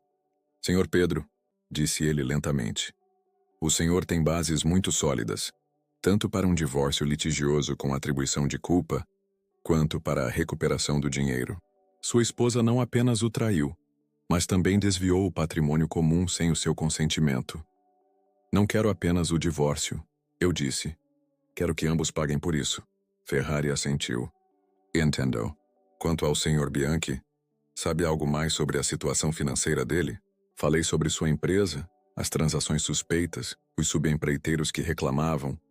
Ferrari sorriu levemente. Sabe, talvez eu conheça alguém que possa se interessar. Tenho um amigo na Receita Federal. Se a empresa do Bianchi realmente emite notas frias ou sonega impostos. Ele não terminou a frase, mas ambos sabíamos o que significava. A Receita Federal no Brasil não brinca. E uma fiscalização pode abrir uma caixa de Pandora. Saí do escritório com um plano claro. Ferrari prometeu preparar a petição de divórcio e a documentação para a Receita. Minha tarefa era reunir mais provas e esperar o momento certo. Em casa, encontrei Catarina deitada no sofá, rolando o Instagram. Onde você estava? Perguntou com indiferença. Tomando uma cerveja com o Ricardo da obra. Menti sem piscar. Voltou para o celular. Olhei para ela. Essa mulher com quem dividi 12 anos de vida e não senti nada, nem mesmo mais raiva. Apenas indiferença, como se estivesse olhando para uma estranha que cruzei na rua. Fui para o quarto e comecei a preparar uma mala. Não tudo, apenas as coisas mais importantes. Documentos, fotos de infância, algumas roupas. Coube tudo em uma bolsa de viagem. O que você está fazendo? Catarina apareceu na porta. Vou passar o fim de semana na casa do meu irmão em Belo Horizonte. Eu disse. Eu não tinha um irmão em Belo Horizonte. Eu não tinha irmãos. Mas ela nunca se lembrava dos detalhes da minha vida. Ok, resmungou e voltou para a sala. Reservei um pequeno flat em Botafogo em um site de aluguéis. R$ 800 por semana. Modesto, mas limpo e silencioso. Suficiente. Não disse a Catarina que estava saindo de casa. Ainda não. Queria que ela pensasse que tudo estava sob controle, que ainda me tinha nas mãos.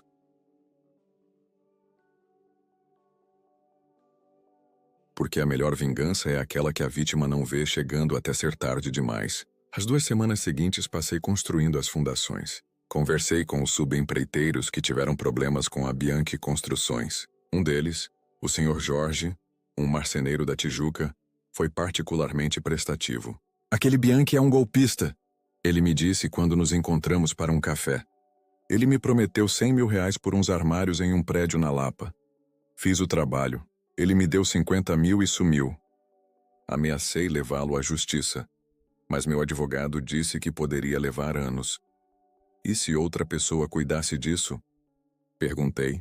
Alguém com os recursos e o tempo? O Sr. Jorge me olhou com desconfiança. O que quer dizer? É só uma pergunta. Se alguém reunisse todas as vítimas do Bianchi e apresentasse uma denúncia coletiva ao Ministério Público, talvez tivesse mais peso. O homem mais velho assentiu lentamente. Conheço outros 3 na minha situação. Me dê os contatos deles, por favor, eu disse. É que, por favor, não faça nada no próximo mês. Agiremos só então. As peças do quebra-cabeça estavam se unindo. Cada dia trazia uma nova peça. O advogado Ferrari preparava os documentos. O Sr. Jorge coletava os testemunhos das vítimas. E eu treinava na academia, comia de forma saudável, dormia tranquilamente no meu pequeno flat. Pela primeira vez em anos, sentia que tinha o controle da minha vida. E então, numa tarde de dezembro, recebi uma ligação de Ferrari. Senhor Pedro, a Receita Federal iniciou uma fiscalização na Bianchi Construções. Parece que alguém fez uma denúncia anônima por irregularidades. Sorri. Sério? Interessante. Muito interessante, repetiu o advogado. E em sua voz senti uma nota de cumplicidade. As fiscalizações geralmente duram algumas semanas. Se encontrarem algo grave, podem bloquear as contas da empresa. E isso significa que Bianchi não poderá sacar dinheiro, nem para si, nem para sua esposa. Olhei pela janela do flat. O céu de dezembro estava limpo. As luzes da cidade começavam a acender. A cidade parecia tranquila, belíssima.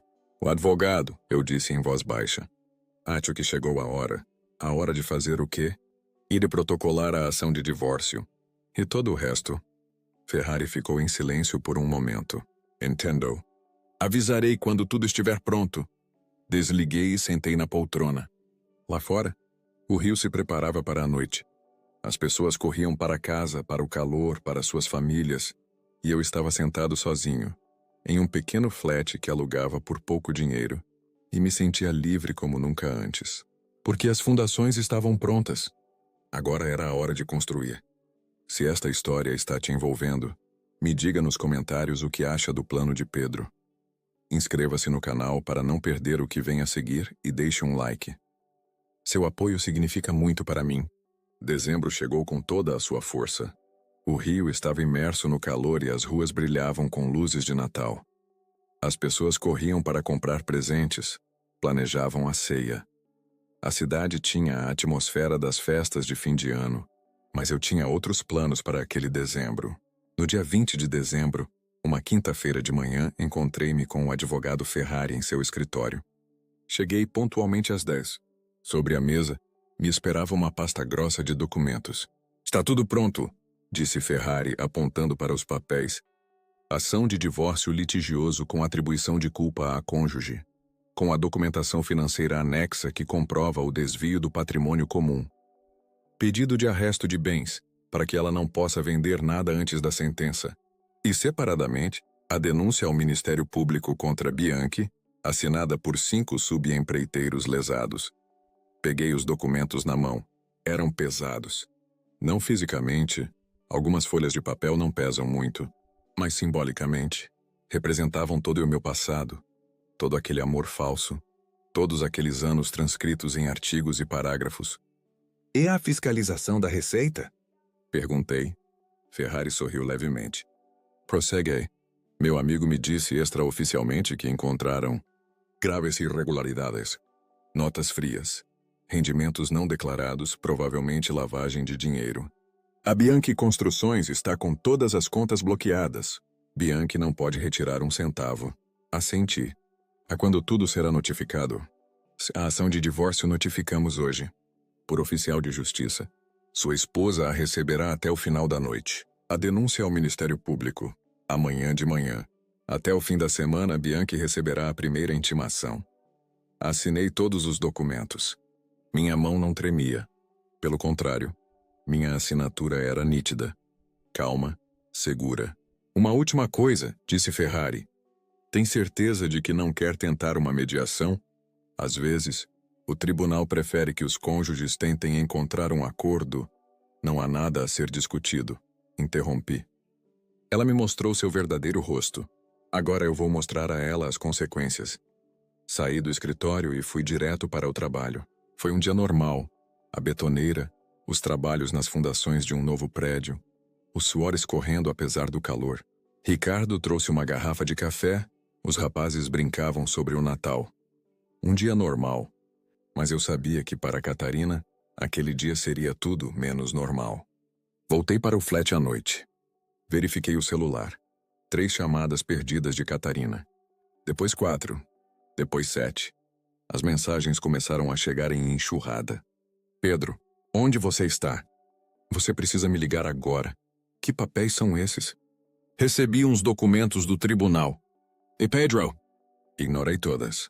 Preparei meu jantar. Um macarrão com molho de tomate simples e rápido. Sentei-me à mesinha e comi devagar. Olhando pela janela os telhados de Botafogo. O telefone continuava a tocar. Desliguei o som.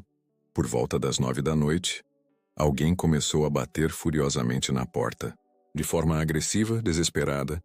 Eu sabia que era ela. Provavelmente encontrou meu endereço em algum documento. Ou talvez tivesse me seguido. Não importava. Pedro, abra! Sei que você está aí. E a voz dela era estridente, cheia de pânico. Não parecia a mulher autoconfiante que um mês antes ria de mim em público. Parecia alguém que tinha acabado de perceber que perdeu. Precisamos conversar. É tudo um mal-entendido. Eu estava sentado na poltrona, lendo um livro.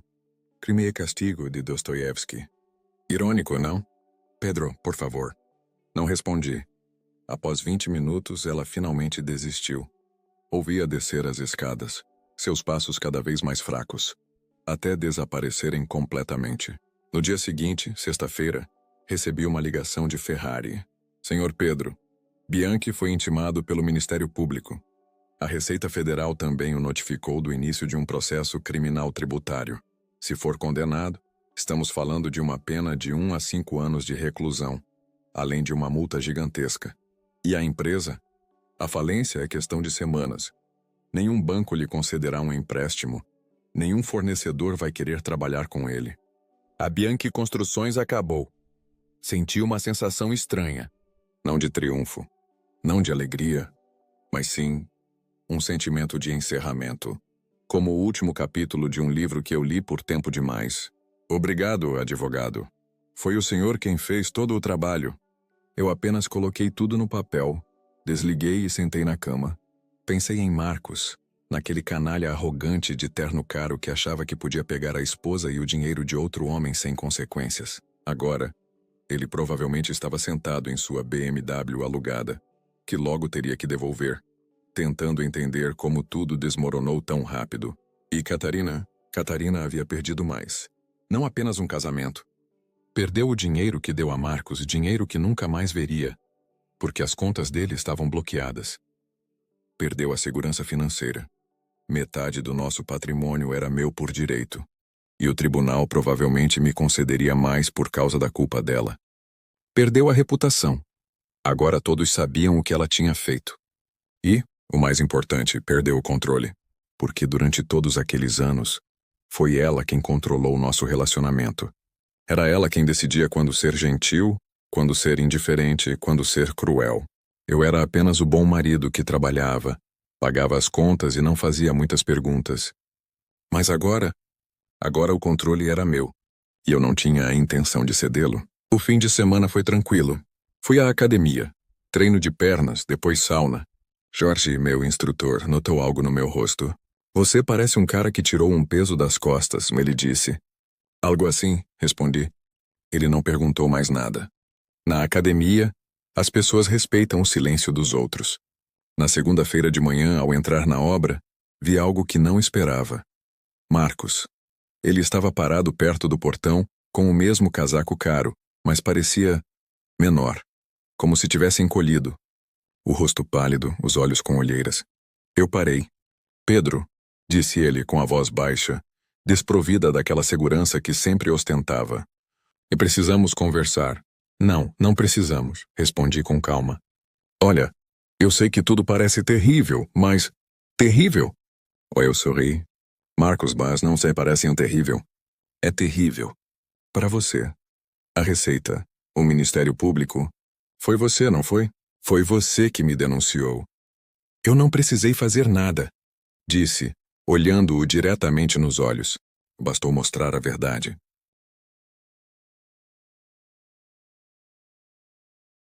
E a verdade é que você é um golpista que roubou as pessoas pensando que ninguém notaria. Preciso daquele dinheiro de volta, disse ele, desesperado. O que a Catarina me deu? Se eu não pagar as dívidas com os fornecedores, vou para a cadeia. Ah, então é uma questão de dinheiro. Assenti. O dinheiro que você roubou da minha esposa, que por sua vez roubou de mim. Aquele dinheiro? Ah, Pedro, eu te imploro. Não. A palavra saiu dura, como uma pedra. Marcos recuou um passo. Vá para casa, Marcos.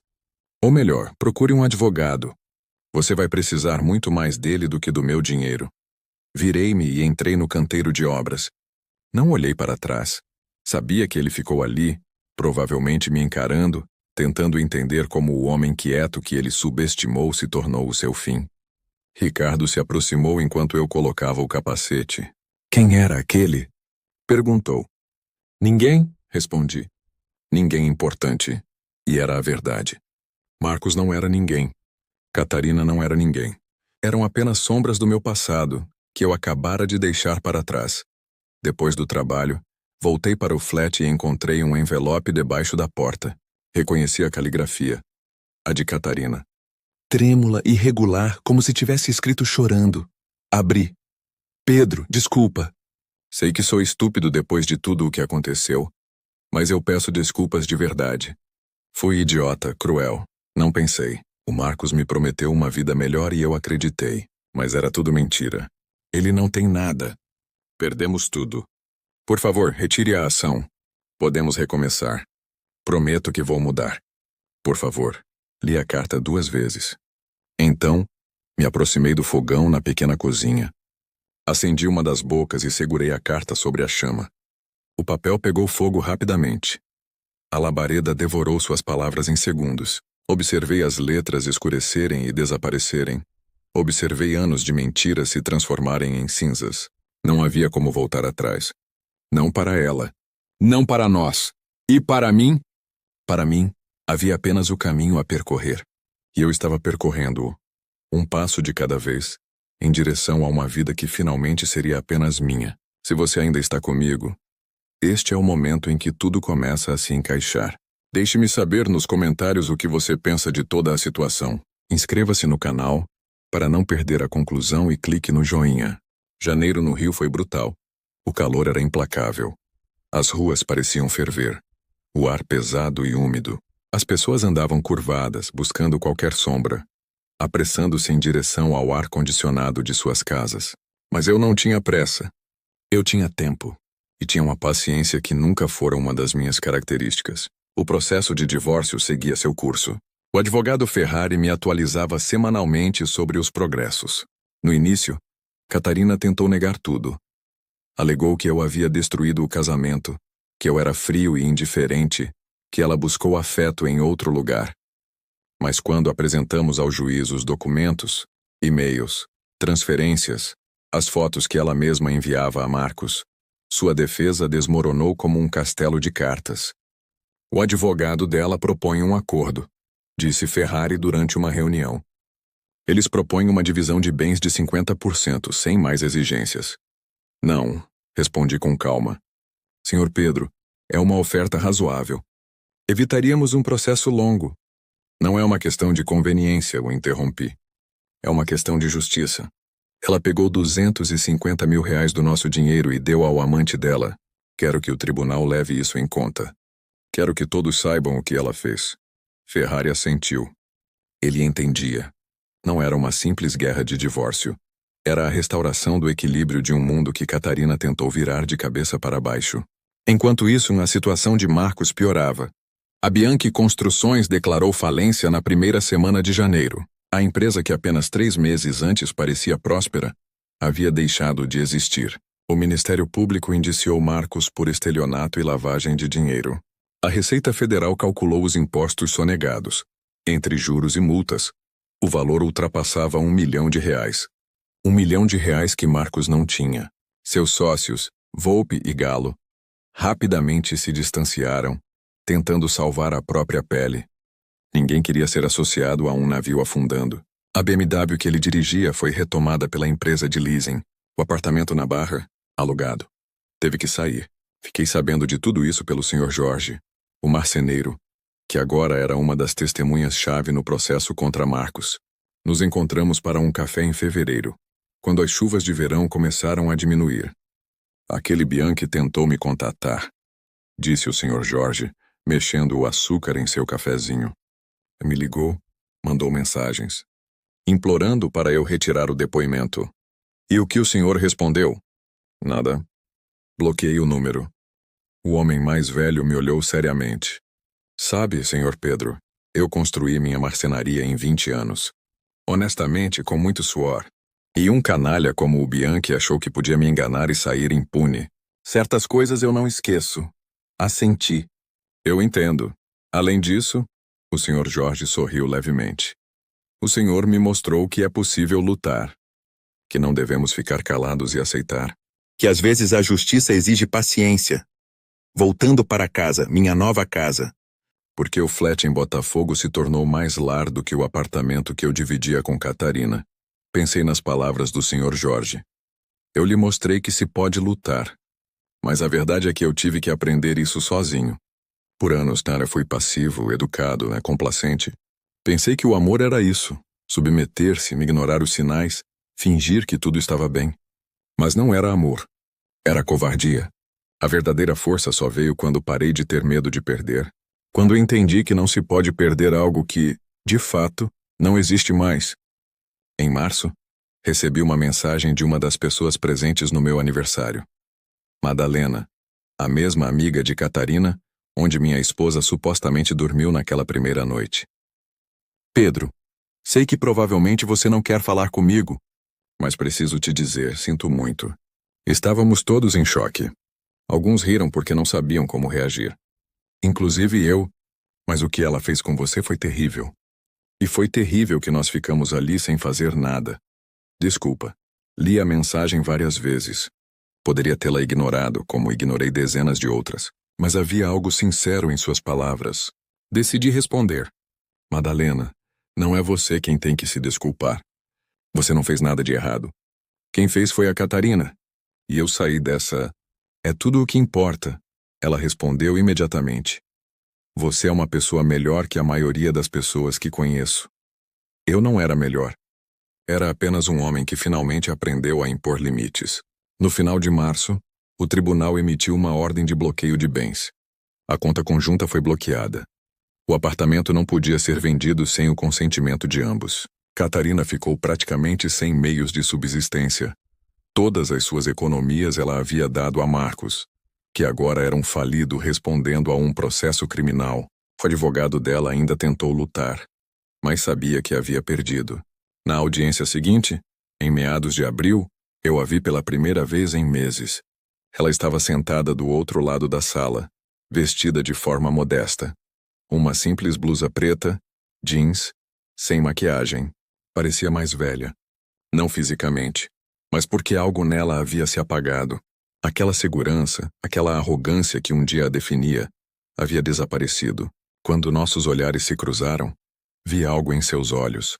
Não desculpas, não arrependimento, mas sim, vazio. Como se só agora ela tivesse entendido o que perdeu, e que era irreversível. A juíza, uma mulher séria na casa dos 50, de óculos, leu os documentos e proferiu a sentença.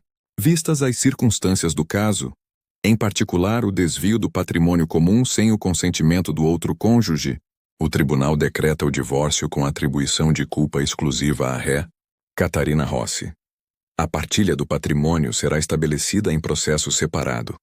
Mas o tribunal sinaliza que levará em conta as quantias subtraídas. Catarina permaneceu imóvel. Seu advogado tomava notas, mas sabia que estava acabado. Nenhuma apelação poderia mudar as coisas. Saí do tribunal sozinho. Ferrari ficou para resolver as formalidades. Nas escadas, Catarina estava me esperando. Pedro, disse em voz baixa.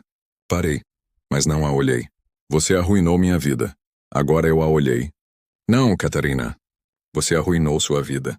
Eu só me certifiquei de que você pagasse as consequências. Eu perdi tudo. O Marcos está acabado. Eu não tenho nada. Você tinha tudo, interrompi com a voz calma, mas firme. Tinha um marido que te amava. Uma casa, segurança, um futuro. Mas não era o suficiente para você. Você queria mais. E escolheu a mentira. Desculpa. Não quero suas desculpas. Comecei a descer as escadas. Eu só queria justiça. E eu a consegui. Deixei-a ali, naquelas frias escadas de pedra do tribunal. Não me virei. Não senti triunfo. Não senti tristeza. Senti apenas calma. Uma calma profunda e pura. A de um homem que finalmente fechou um capítulo de sua vida. À noite, voltei para o flat. Uma pequena televisão, uma cama simples, uma cozinha pouco maior que um armário. Mas era meu. Cada real gasto ali era meu. Cada decisão tomada era minha. Sentei-me perto da janela com uma xícara de chá e observei o rio iluminado pelas luzes da noite.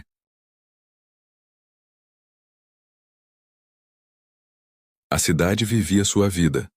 As pessoas voltavam do trabalho, crianças brincavam nos pátios, em algum lugar alguém ria às gargalhadas. Pensei em Marcos, que provavelmente agora estava em um quarto alugado, aguardando processos que poderiam mandá-lo para a prisão. Pensei em Catarina, que perdeu tudo o que ela acreditava ter valor. Eu deveria sentir pena deles, talvez, mas não sentia. Sentia apenas algo que não sentia há muito tempo. Liberdade. E essa liberdade tinha um sabor melhor do que qualquer vingança, porque não fora vingança, fora justiça. E a justiça, mesmo que lenta, sempre encontra seu caminho. Esta é a última parte da história. Deixe-me saber nos comentários o que você achou e o que ela te ensinou. Inscreva-se no canal para mais histórias reais e deixe um like se chegou até aqui. Obrigado por estar comigo. Outubro voltou, como sempre volta, com o ar fresco, as folhas mudando de cor, com aquela luz especial que faz o rio parecer uma pintura. Havia passado um ano desde aquela noite de aniversário. Daquela noite que mudou tudo. Eu estava sentado em um café perto do Parque Lage. Não o mesmo de antes. Um novo que descobri há alguns meses. Faziam o melhor café da região e a proprietária, Dona Sofia, sempre me recebia com um sorriso. Não fazia perguntas sobre minha vida. Não se intrometia. Apenas trazia o café e me deixava com meus pensamentos. Aquele dia estava quente para outubro. 30 graus, sol. Pessoas de camiseta passeando. Na minha frente, o notebook estava aberto. Não para trabalhar, mas para olhar fotos. Fotos do último ano. Eu no topo da Pedra da Gávea. Sorrindo, sereno. Eu com o Sr. Jorge na inauguração de sua nova exposição de marcenaria. Eu com Jorge, meu instrutor. Depois da maratona. A primeira da minha vida. Completada em 4 horas e 13 minutos. Eu não era o mesmo homem do ano anterior. Fisicamente, 20 quilos a menos. Músculos onde antes havia apenas cansaço. Mas principalmente mentalmente. Aquele Pedro tinha medo de ficar sozinho. Tinha medo do confronto. Tinha medo da verdade. Este Pedro? Este não tinha mais medo de nada.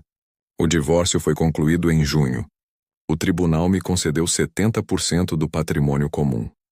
Os 250 mil reais que Catarina deu a Marcos foram contabilizados como uma dívida dela comigo. Para liquidar minha parte, ela teve que vender algumas coisas, joias, o carro que comprara a prazo. O apartamento foi vendido e dividimos o valor de acordo com a sentença do tribunal. Com a minha metade, comprei um pequeno apartamento na Urca. Não era grande, 50 metros quadrados, no segundo andar de um prédio reformado. Mas da janela se via o Pão de Açúcar, e era algo que eu sempre sonhara. Eu o decorei de forma simples, minimalista. Cada móvel escolhido por mim, cada decisão minha. Marcos foi preso em julho. 3 anos por estelionato e 4 por lavagem de dinheiro. Penas unificadas. No final, 5 anos a cumprir. Os subempreiteiros recuperaram parte do seu dinheiro da massa falida, embora não tudo. O Sr. Jorge recebeu 50 mil dos 100 mil que lhe eram devidos. Ele disse que era melhor que nada e que o importante era que a justiça fora feita. E Catarina? Eu a vi pela última vez em agosto. Ela trabalhava como caixa em um supermercado Guanabara no Catete. Estava mais magra. Usava o cabelo curto, sem maquiagem. Parecia outra pessoa. Não parei para conversar. Não havia nada a dizer. Soube por amigos em comum que ela voltou a morar com a mãe em Teresópolis. Que estava tentando refazer a vida. Eu não lhe desejava mal, mas também não lhe desejava bem. Simplesmente, ela deixou de ter importância para mim. Meu celular vibrou. Uma mensagem de Ricardo, da obra. Pedro, temos um novo projeto em Niterói. Grande. Te interessaria ser o mestre de obras? Sorri. Depois do divórcio, comecei a assumir mais responsabilidades no trabalho. Descobri que o que aprendi construindo a estratégia contra Catarina e Marcos, organização, planejamento, paciência, se aplicava perfeitamente à gestão de projetos de construção. Em maio, fui promovido. Em setembro, recebi um aumento. Me interessa. Conversamos amanhã, respondi. Fechei o notebook e tirei da bolsa uma pequena caixa. Hoje era meu 41º aniversário. Ninguém sabia. Não organizei festas, não convidei ninguém. Era um dia só para mim. Um dia de reflexão. Na caixa, havia um pequeno objeto que comprei ontem em uma loja de antiguidades em Santa Teresa. Uma velha bússola de latão, com a data de 1963 gravada. Gostei dela porque era simples, funcional, honesta. Indicava o norte, sempre. Não importava onde você estivesse ou quais tempestades o atingissem. Era exatamente o que eu precisaria um ano atrás. Uma bússola. Algo que me mostrasse a direção certa quando tudo estava desmoronando. Mas eu a encontrei sozinho. Dentro de mim, guardei a bússola na caixa e me levantei. Decidi caminhar até a mureta da Urca. Talvez sentar um pouco lá para pensar. Paguei o café à Dona Sofia. Tudo bem, seu Pedro? Perguntou ela, notando algo em meus olhos. Tudo maravilhosamente bem, Dona Sofia, respondi sinceramente. E era a verdade. Caminhando pela cidade, passando por turistas tirando fotos, casais de idosos passeando de braços dados, crianças dando comida aos pombos, Pensei no que esta história me ensinou. Ensinou-me que amor sem respeito não é amor. É apenas hábito. Que gentileza sem limites não é bondade. É fraqueza. Que o perdão é algo lindo. Mas certas coisas não merecem perdão. Merecem apenas consequências. Ensinou-me que se pode perder tudo e ainda assim vencer. Porque vencer não significa ter mais. Vencer significa ser livre. E me ensinou que a coisa mais preciosa que uma pessoa pode ter não é o amor de outra. É o amor por si mesmo. O respeito por si mesmo. A dignidade que ninguém pode tirar de você, a menos que você mesmo permita. Cheguei à mureta da Urca. A vista da Bahia era majestosa sob o sol da tarde.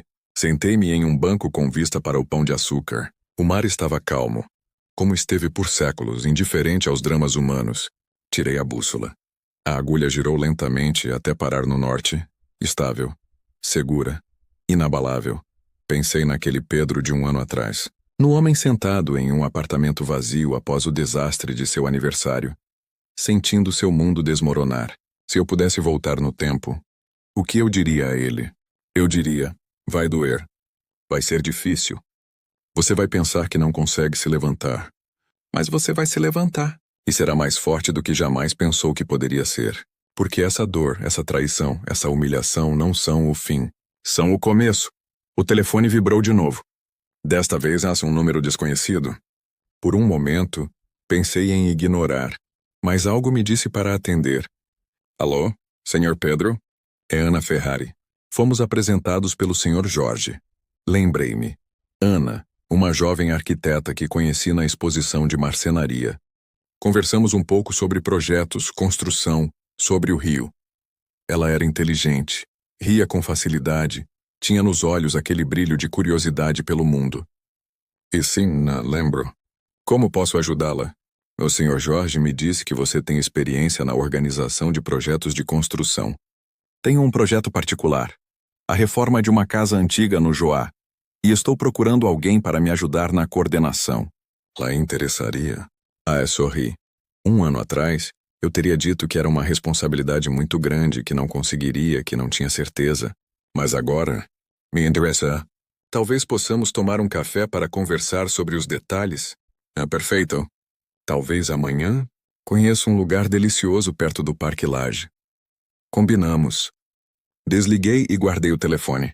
O sol começava a se pôr sobre a Bahia, pintando o céu com tons de laranja e rosa. As pessoas lentamente deixavam a área, voltando para suas casas, para suas vidas. Eu me levantei também. Mas não tinha pressa. Pela primeira vez em muito tempo, eu não tinha pressa. Porque eu tinha tempo, tinha paz. Tinha uma vida que finalmente era real. Ao descer, cruzei com um jovem casal. Ela ria de algo que ele disse, e ele a olhava com ternura. Antes, uma cena como essa me machucaria, me lembraria do que perdi. Mas agora eu apenas sorri, porque entendi algo fundamental. Não perdi nada de valor. Eu me livrei de algo que era falso, e isso não é uma perda, é uma libertação. Voltando para casa, minha verdadeira casa, pensei naquela menininha que vi ontem em um parque. A mãe dela disse, você vai cair, mas o importante é se levantar. E foi exatamente o que eu fiz. Eu caí. Feio. Dolorosamente. Publicamente. Mas eu me levantei. E quando me levantei, descobri que o chão sob meus pés era muito mais sólido do que o de antes.